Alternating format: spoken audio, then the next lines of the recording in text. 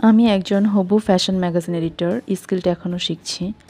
আজকে আমার পেজের প্রথম শোরুম এক্সপ্লোর পোর্টফোলিও শ্যুটে এসে বুঝলাম কাজটা কতটা কঠিন।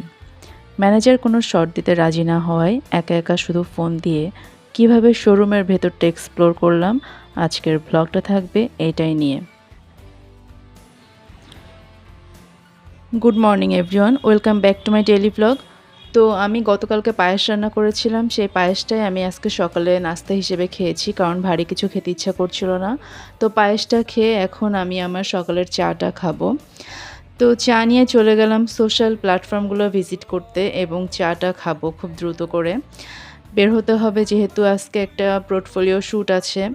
তো এই জন্য খুব দ্রুত করে রেডি হচ্ছিলাম। এখানে শুধু ফেস পাউডার দিয়েছি এবং একটা লিপস্টিক দিয়ে। আর সেই লিপস্টিকটা দিয়েই আমি ব্লাশ দিলাম একটু ফেসে। তো এই তো এখন রেডি হব।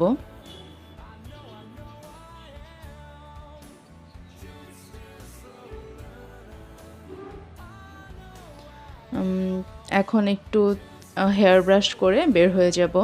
তো আমরা বের হয়ে গেলাম। তো বাহিরে ওইদিন প্রচণ্ড গরম ছিল, খুবই ভ্যাপসা একটা গরম।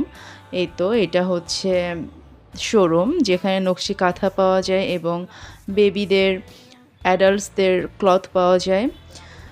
তো এটা হচ্ছে মধুপুরের একটা শোরুম। তো এটাই এখানে শোরুম ভিজিট করে প্রচণ্ড ক্ষুধা লেগেছিল, পায়েস ছাড়া আর কিছুই খাওয়া হয়নি।